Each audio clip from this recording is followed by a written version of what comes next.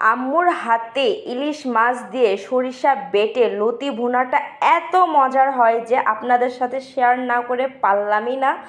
অনেক টেস্টি হয়, অনেক টেস্টি হয়, তার জন্যে আপনাদের মাঝে নিয়ে আসলাম একটা নতুন রেসিপি।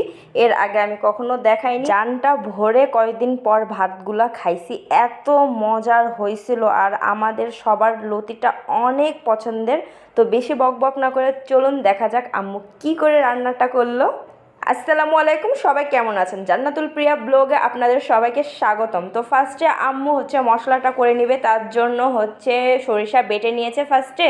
তারপর পেঁয়াজ কিউব কিউব করে কেটে রেখেছিল, সেই পেঁয়াজটাও দিয়ে নিচ্ছে, দিয়ে পেঁয়াজটাকেও সুন্দর করে বেটে নিচ্ছে, একদম মিহিনভাবে বেটে নিয়েছে। তারপর কাঁচামরিচ কতগুলো দিয়ে নিল, তারপর কাঁচামরিচটাও সুন্দর করে একই সাথে বেটে নিয়েছে। মশলা বাটাবাটি শেষ। এবার আম্মু ফার্স্টে প্যান বসে নিয়েছে, তারপর তেল দিয়ে নিয়েছে, তারপর পেঁয়াজ কুচি কিছু দিয়ে নিল। পেঁয়াজ কুচিটা দিয়ে সুন্দর করে নাড়াচাড়া করে লাল করে ভেজে নিবে, কারণ আম্মু বলে পেঁয়াজটা যত লাল হবে তরকারির কালারটা ততই সুন্দর হবে। তার জন্য আম্মু পেঁয়াজটা লাল করে ভেজে নিয়েছে। তারপর একটু আদা রসুন বাটা দিয়ে নিল, আদা রসুন বাটাটাও সুন্দর করে ভেজে নিয়েছে যাতে কাঁচা গন্ধটা চলে যায়। তারপর সেই সরিষা পেঁয়াজ কাঁচামরিচ বাটাটা দিয়ে নিল, দিয়ে এটাকে সুন্দর করে একটু তেল দিয়ে ভালো করে ভেজে নিল যাতে এটা থেকেও কাঁচা গন্ধটা দূর হয়ে যায়।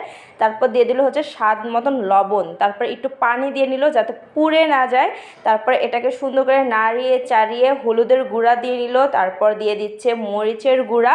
মরিচের গুঁড়োটা দিয়েও সুন্দর করে নাড়িয়ে চাড়িয়ে মশলাটা এখন ভাজা ভাজা করে কষিয়ে নিবে যতক্ষণ না তেল ফুটে উঠে, যাতে মশলার কাঁচা গন্ধটা চলে যায়। দেখতেই পাচ্ছেন কালারটা কত চেঞ্জ হয়ে গেছে, মানে কষানো হয়ে গেছে।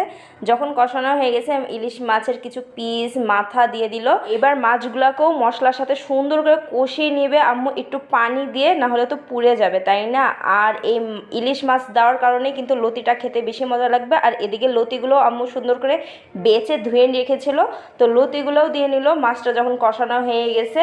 আর এই লতি কিন্তু চিংড়ি মাছ দিয়েও খেতে খুবই মজা লাগে, বা এমনিও যদি ভাজি করেন তাও কিন্তু ভালো লাগে। তো এদিকে গল্প করতে করতে সেই লতি আর মাছটাও আম্মু সুন্দরভাবে ঢেকে দিয়ে কষিয়ে নিয়েছে। দেখতেই পাচ্ছেন ভাজা ভাজা করে কষিয়ে নিয়েছে, সময় ধরেই কিন্তু কষিয়েছে। ভিডিও এডিট করা তার জন্য তাড়াতাড়ি মনে হচ্ছে। যখন কষানো হয়ে গেছে একটু পানি দিল, কারণ এটা তো ঝোল খাবে না, তাই না? অল্প একটু পানি দিল যাতে একটু সিদ্ধ হয়ে যায়, তাহলেই হবে। তো নাড়াচাড়া করে আম্মু ঢেকে দিল যাতে কুক হয়ে যায় সুন্দরভাবে। 10 মিনিটের জন্য ঢেকে রেখেছিল, তো হয়ে গেছে, নরম হয়ে গেছে। আর এটা কচুর লতি, আমরা কচুর লতি বলি, আপনারা কি বলেন কোন অঞ্চলে কমেন্ট করে জানাবেন। আর কচুর লতিটা আমাদের ঘরের সবার অনেক ফেভারিট। এই কচুর লতি যদি আম্মু রান্না করে তাহলে আমরা 1 প্লেটের জায়গায় 2 প্লেট ভাত খেয়ে ফেলি, এত মজার লাগে।